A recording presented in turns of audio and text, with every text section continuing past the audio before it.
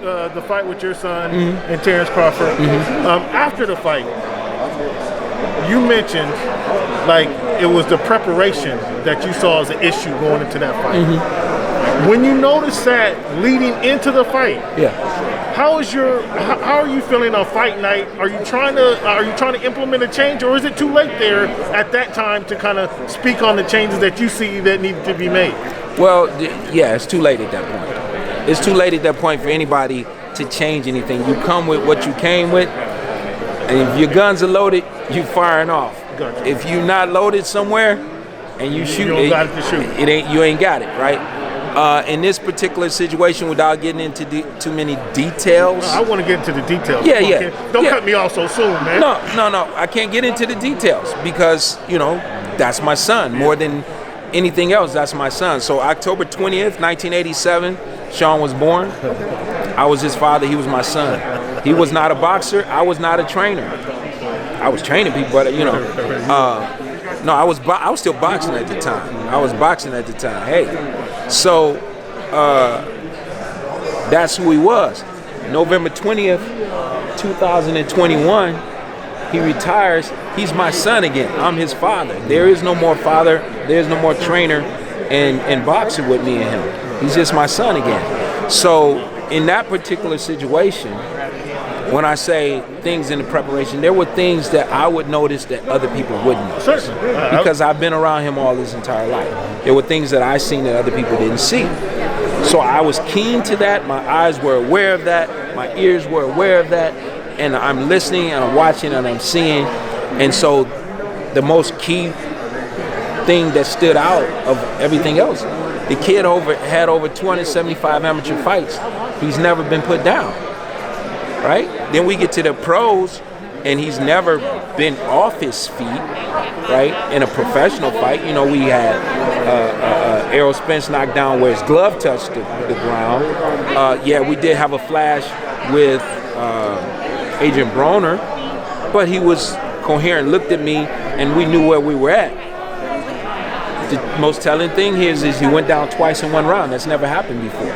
That's something that I, as a trainer, have to look at and say, what's going on here? Something's wrong. Something's not right. So he wasn't able to, in my eyes, fix that in that small period of time that he had. I had to fix that. I had to make that call. Clearly, you have more experience in this game than I do. Of course. So when I'm looking at the fight and I watch him go down the second time, and then he pounds his fist on the ground, to me that was saying, damn it, I got caught. I shouldn't have got caught with that. Yeah. I'm ready to go. Yeah. Clearly you saw something different. Tell us what you saw in that moment, other than he never went down twice in a round. In that moment, I saw him not being able to control what was going on. He wasn't able to compartmentalize where he was at, have his head clear to prepare for what was about to come. We're in there with a sharpshooter. The sharpshooter, he's not going to miss anything. He's coming. He's ready. This wasn't a fight that at given points in times they were holding each other.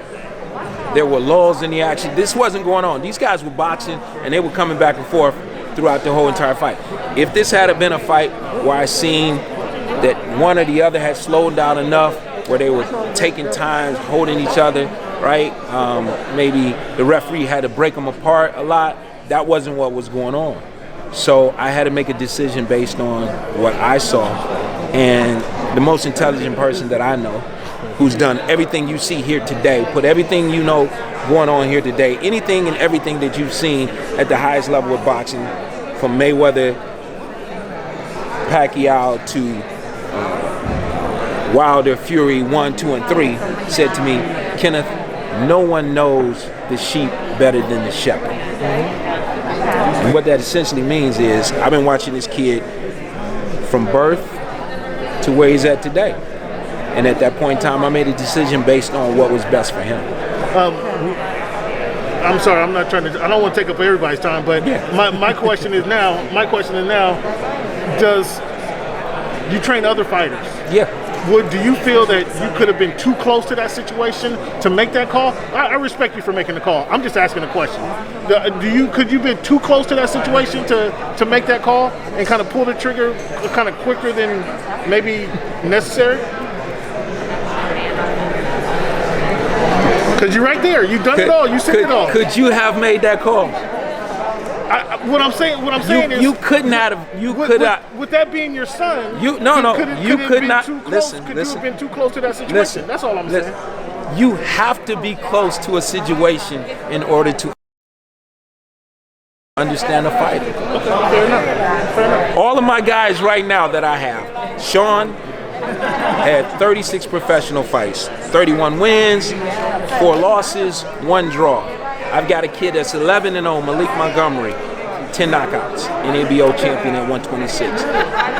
I've got another kid that's 10-0 with 8 knockouts. I've got another kid that's 8-0. I've got another kid that's 4-0, and I got another kid that's 3-0. Them combined, that's 36 wins and no losses. Shawn had 36 professional fighters. If you see any of my fighters, they're all going to tell you the same thing.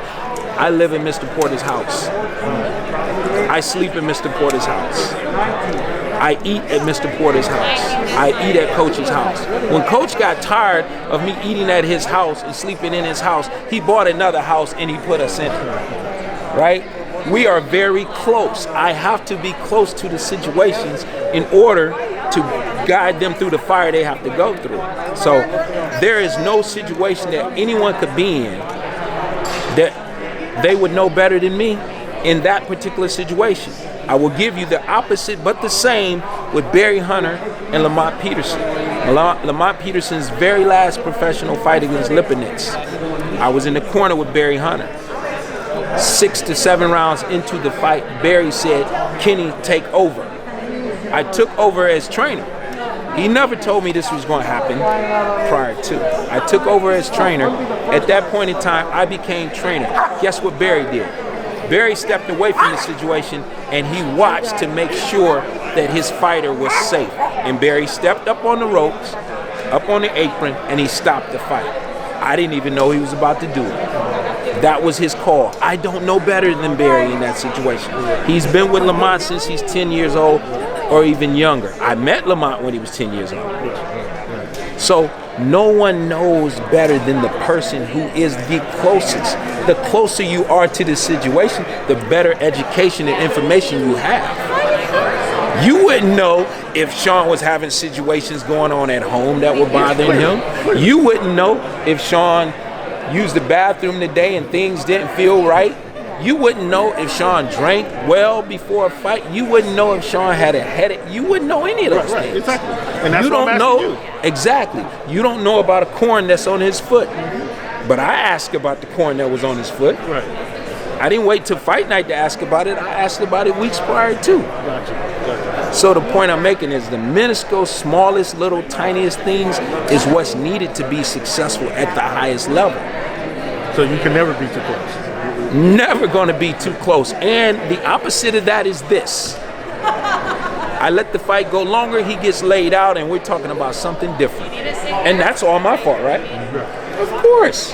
But I'd rather you come at me about what I did to protect my son than what I did and my son got hurt. Because all of that would have been my fault as well. Appreciate So, that. yeah, if that helps you out, no, and if that helps out the people that are watching, Yeah, because I've never addressed any of these questions, I haven't looked at any of these things, I don't read none of the comments. This is the closest I came to it. Yeah. Who am I speaking to right now?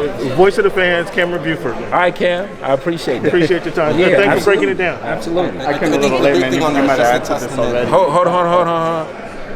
Go ahead. Because, yeah. And you know I ain't going to walk away without something. No, I would just say, like, I think the big testament is just the fight fans have seen you and your son go through all the fights that everyone's ever asked for. And Shawn has, prevailed thick and thin through all of it. So, just, I guess, speaking for the fight fans, they all believe there was a huge chance that Shawn would win that fight regardless of that circumstance. So, obviously, we appreciate you protecting your son. Yeah. And that's just kind of, I'm just saying that you're so strongly about your son's career. Right. And that's just kind of the love and hate that you're probably going to get because we love Shawn so much. And the fights that you produced, there's 2 more rounds.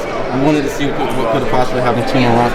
I'm just speaking for those fight fans, but we really appreciate you just kind of looking out for your son and also doing good for boxing. I appreciate that. I thank you. I see the relative positive of both sides of that. where there was, people that wanted to see something that they were expecting to see and thought it could happen if he had a little more time to it. Nobody wanted that more than me. Nobody wants that more than me.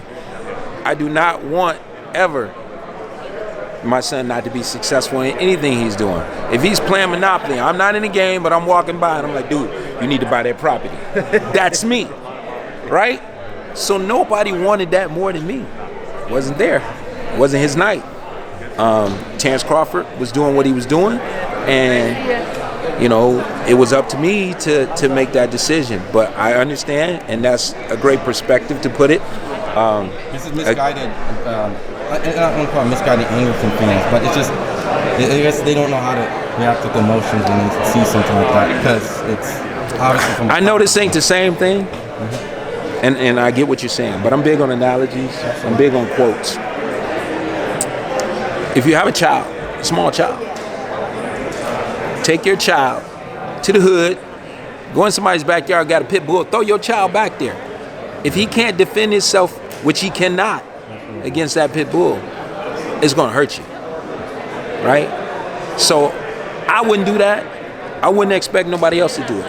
I've done this for many years with that particular boxer who happens to be my son. I put him in a line of fire. I put him in situations with Errol Spence's and Keith Thurman's and Kell Brooks and Ugas's and Garcia's. I put this kid in all those situations. When this is over with, no one else has to deal with that but me. No one else has to deal with that would be me. So this morning when I was getting my coffee, before I came to the fight, or came to the weigh-ins, I looked out of my kitchen window as I was getting my coffee at Shawn's bedroom window. He lives across the street from me. I don't get it no better than that. I can't get it any better than that. That's the best job I've ever had. I'm his father. I just have one last question. Yes. I just want to ask. And what's your name? My name's Ron. Thank you, Ron. I appreciate it. Thank you. Okay, that's what's happening. I just want to ask from the point, just from what you saw from Crawford, I guess there's this clip that showed him in the 10th round, and they were being told that your son was up on the scorecard. And then, I'm not saying that he had a switch, but from that point on, it's like the touchdown, that's when the knockdowns occurred. Did you see a switch in Crawford, like in that round, like picking it up? No, I didn't see a switch. If somebody had came over to me and said, hey, Kenny, Shawn's ahead, and the same thing that happened, I would have made that same decision. I didn't see a switch. Not to be negative in any type of way, but I saw Shawn get caught in a situation where he had his feet squared up. It's a basic fundamental no-no. Feet were squared up, and he went down from a punch that I didn't think was the hardest punch in that situation. So no, I didn't see the switch, but it's great for TV. It's great for Terence, and Terence Crawford, his coach, Bomac, the rest of the coaching staff, everybody over there, they did an excellent job, as I knew they would, to get ready for Shawn Porter. So, hats off to them in that situation. If they sensed something and they saw something or whatever they needed to do to motivate their guy right there, it worked out well for them.